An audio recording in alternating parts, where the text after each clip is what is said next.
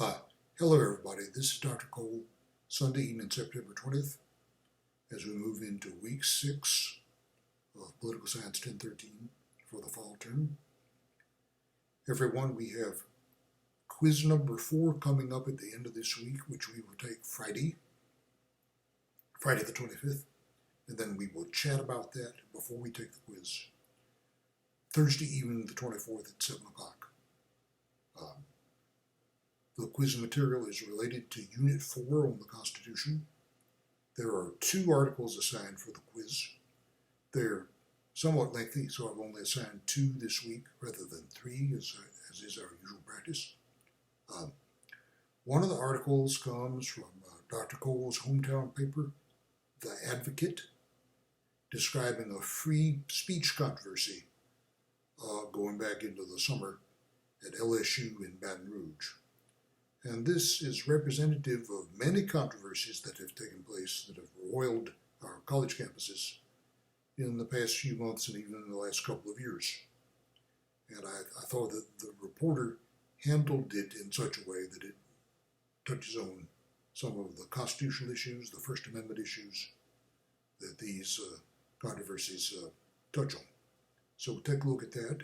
You also have an article to read by Professor Danielle Allen, political scientist at Harvard University, that's been published for the October issue of the Atlantic Monthly. Professor Allen is a political scientist at Harvard University. She is an African American. In her essay, she describes the attachment that she feels for the Constitution in spite of the way that the Constitution originally handled slavery, which is something for which the Constitution has come in for a great deal of criticism in recent months and years, and especially since the George Floyd killing back in the spring, back in May. So please take a look at that. I hope it will be of interest to you. Both these pieces are fairly lengthy, so we've assigned only 2 articles for the quiz this time instead of 3. Now, the midterm exam will be coming up about a week after the quiz, covering Units 3 and 4. Unit 3 was a short unit on the media. Unit 4 is a lengthier unit on the Constitution.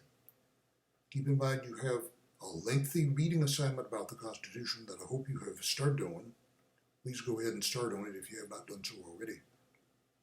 You have 3 chapters from the textbook, plus some material in the appendix of your textbook. Okay? If you are rushed and pressed for time, please concentrate on Chapter 2 in the textbook, which is about the Constitution as a whole. Following that, in Chapters 3 and 4, there is some material about civil rights and liberties and federalism issues, all of which we will be covering toward the end of the class notes for Unit 4 that have been posted to the course website. The appendix to your textbook includes many of what are called the American state papers, the Constitution itself, the Declaration of Independence. I believe that even the Articles of Confederation are in there, all of which are worth looking at, especially if you have never tried to read through them in the past. Most important in there are the 2 Federalist Papers numbers 10 and 51, 2 essays written by James Madison, arguing that the Constitution ought to be ratified, going back to the late 18th century, the time of the Constitutional Convention and afterward. I hope you will take a look at those. There is material about them in the class notes that you may find helpful to look at as you go along. They are over 200 years old, going back to the late 18th century, and you may find the language to be archaic, that is to say, people don't talk that way anymore. So, if that poses a difficulty for you, please look at the discussion in my class notes where I've tried to hit the highlights of those 2 essays, Federalist Papers number 10 and 51. So please look at those along with especially Chapter 2 in your textbook. I hope you will read through at least the whole textbook assignment. But if you are pressed for time, concentrate on the 2 Federalist Papers and Chapter 2 in your textbook, in addition to the material that's been assigned for the quiz later this week. Now, everyone will have heard that Supreme Court Justice Ruth Bader Ginsburg died on Friday. Now, this has even further roiled the political atmosphere in the country leading up to the election on Tuesday, November 3rd. It appears now at this time that the president will make a nomination in a few days, and that the president and his allies in the Senate will try to push through to get a vote on the nomination. If they don't do it before the election, remember that the new president and Congress won't take office until January, so they could convene in session after November 3rd and attempt to confirm President Trump's nominee. Now, we don't have the class notes for the Supreme Court up on the website yet. We will be getting those up. We'll probably have to revise them to take account of Justice Ginsburg's death.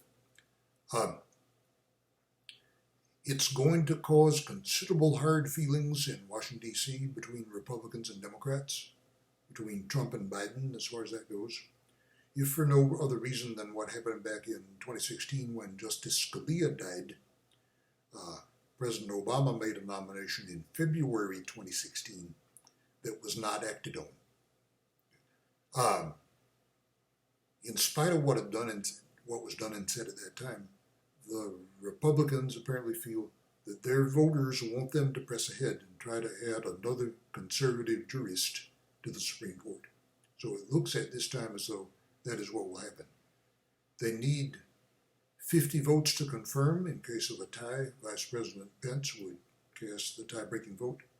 There are 53 Republican senators, so the Democrats would have to get 4 of them to defect to block the nomination, and they undoubtedly will make an effort to do so. There are a couple who are pretty clearly off the train on this, but there would be another couple more that the Democrats would need over and above that. It simply serves to add to political tension and ill feeling in the country leading up to the November election. So we'll just have to watch carefully and see what's done about that. But I didn't want that to pass without comment because it was such a big item in the news just a couple of days ago. It will be quite significant for our political system going forward. But in any case, we have our quiz Friday, which we will chat about Thursday evening, the 24th at 7 o'clock. And then we will be taking the midterm exam about 1 week after that. So please begin looking at that quiz assignment and also your reading assignment for Unit 4 on the Constitution if you have not begun taking a look at that already. And we will plan on seeing you in the chat room Thursday night. Take it easy.